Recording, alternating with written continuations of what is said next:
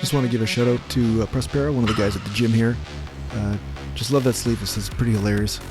Looking good, man.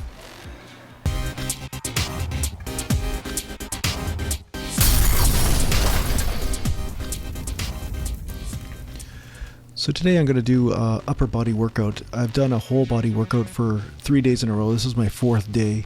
So I'm going to take a break off legs. But the reason why I'm uploading these videos and like a video log sort of format is because I'm giving you an idea of how I train and what my thinking is and why I train the way I do. I'm really kind of showing you how I feel my way into what I decide to do in my workout program more than anything, you know, rather than just giving you a straight flat program and say go nuts and go have fun with it. I think the most important thing is learning how to listen to your body and figure out what's right for you at any one time, because it changes. You know, your body's always changing. Sometimes you get different aches or pains, different types of injuries, different types of dietary considerations. Maybe you have a different work schedule or sleep. You know, so it's important for you to take all these factors into account when you're training. Now, when I train super frequent, it's important for you to know that I don't train heavy most of the time. Frequency becomes my foundation. So I will decide to train even if I'm sore, but I'll train super light. I don't mind doing a 50 rep set or 30 or 40 rep set. It's just a matter of getting my body's groove down all the time, always making sure my body understands that it needs to keep muscle on and so forth. Now, usually lately what I've been doing is train 4 days, you know, maybe 5, and then I usually take a day or 2 off, you know. But ultimately I've been feeling pretty good doing this. My diet is not extremely strict right now. Obviously, I'm eating pancakes and stuff like I showed you in another video. I'm trying not to keep the fat too high though. I've been experimenting with avocado oil and having a lot of salads and so forth. And I do eat lower fat when it comes down to the fried type stuff. Although I have been known to polish off a bag of Doritos once in a while.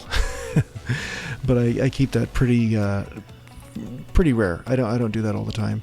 So today I wanted to show you, I actually went up to a little bit of heavier weight. I'm warming up with the 105s, warming up with the 80s, warming up with the 50s. And I'm here at 125s. And I'm going to go up one more time to the 130s because, you know, it's nice to go heavy for a set of 5 reps once in a while. But this is not, you know, a standard type of training program for me. I'm not always lifting this type of heavy weight. It's just something that I add into the mix, and I do think it's necessary. It is definitely necessary to lift heavier, but I find a lot of people think that they have to lift heavier all the time, and I think that's where the big mistake happens. People think that they, you know, in order to gain muscle or in order to keep muscle, that they have to constantly pound their joints and their body with super heavy weight, and I think doing it once in a while is actually ideal. And if you're training the body light most of the time, the groove becomes very efficient, and I feel it's actually safer on the body. So yeah, I only get a few reps on this, but ultimately it felt good, and that's really what it's all about. It's about, does it feel right, and does nothing snap, and then you're good. So you know, I just did about 5 reps there, you know, 4 3/4 or whatever, you know, for the people that are real specific out there. And then I went over to back, right? So my goal is only to do about 3 or 4 sets per body part when I'm training really frequently, and 1 exercise. And I'm warming up just with 1 plate here, and I'm doing reverse grip bent over rows. Now, ideally, I would use wrist wraps, but I didn't bring the wrist wraps in with me in the gym, so once again, I cycle back and forth. You know, sometimes I use wrist wraps, sometimes I don't.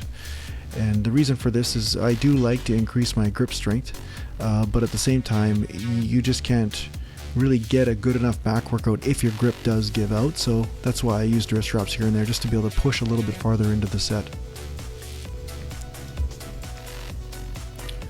So you're going to get a chance to see my t-shirt here, the Eye of Wisdom. Yeah, you can get those on a link down below. You can go to my merch shop. Anyway, the tank tops are available too as well. So yeah, I'm here at 225 with bent over rows, reverse grip. And it feels pretty good. Like I said, it's really good to go back and forth between reverse grip and overhand grip. You know, if you haven't tried this grip, I'd recommend it definitely. You'll feel it in a different part of your lat.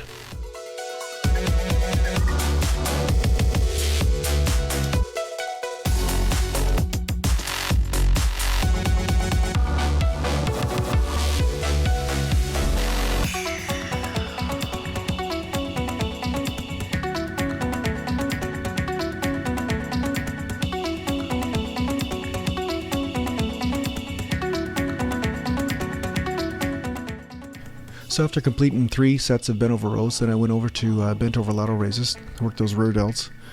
Because once again, when you are training frequently, you do pound the front delts to death, especially with all the pressing movements for chest. So I will do shoulder presses the odd time, but I have to really be conscious of not to overtrain the front delts and actually start getting in some rear and side delts as well. So I decided to do a couple exercises for rear delts today, and so that's kind of outside my paradigm of the way I train. But bent over laterals, and then I went to this movement here. It's like a row, but it's totally upright, and it's a real short motion. I know it looks insignificant, but you do get a little bit of a burn in the rear delt. You know, it's just a different angle of attack, and you'll get a little bit of trap in there as well.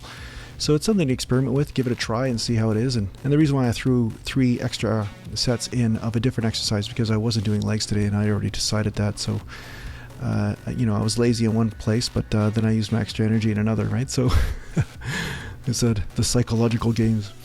Sometimes it's good to hold it up there too and get a squeeze, you know, so I'll experiment with slow reps and fast reps. I don't, you know, it's pretty common for me to do 3 sets totally different. You know, one I'm holding at the top, then slow on the bottom, and the other ones I'm rushing through, you know, so I change the speed and the rep range all the time. You know, sometimes heavier, sometimes lighter. You know, variation, I guess, is really the key, you know, variety, you know, trying different things. Now here I'm doing bicep curls. Now I know I've mentioned because of my bicep injury that I, you know, sometimes move my elbow a little bit more than I like to. But if you notice, my elbow's way back, you know, and this isn't a standard bicep curl. It's more like I guess they call it a slide curl, or it's basically what I'm trying to do is keep my elbow back and just squeeze the bicep so I'm getting the outer head of the bicep brachii.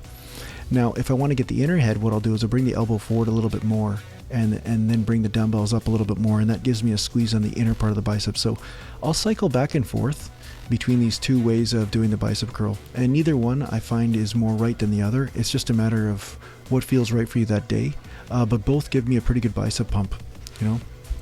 So I don't mind swinging a little bit, you know, just to get that extra squeeze at the top, because I find I'm weak there, you know, so I'm trying to get that extra squeeze, right, and go right into failure. Failure is the most important thing, you know.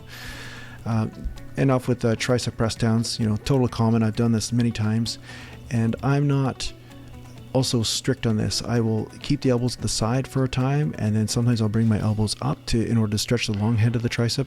You know, I do it all ways. I just experiment and see how I feel and which exercise feels right, or how I do the exercise. I'll just change it around, just depending on how I feel. So if I'm not getting a good enough pump by doing it strict, then I'll start to swing a little bit to see if I can get the extra activity in the long head of the tricep to bring the overall tricep into the exercise, right?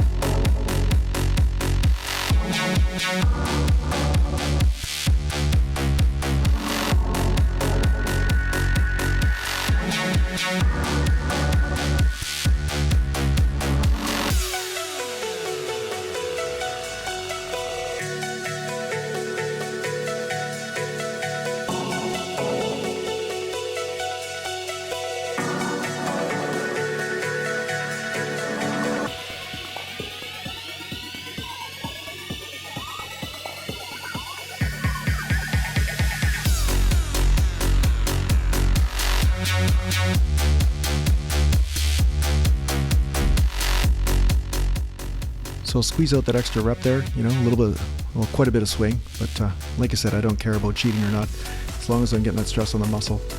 And then I'll do a strip set, you know, and just pump that tricep up, right? So once again, different types of techniques throughout the whole workout. I don't have an exact strict routine as far as it has to go one way or the other. It's more on feel.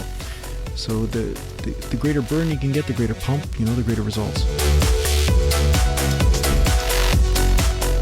There you go. Standard delt triceps flex there.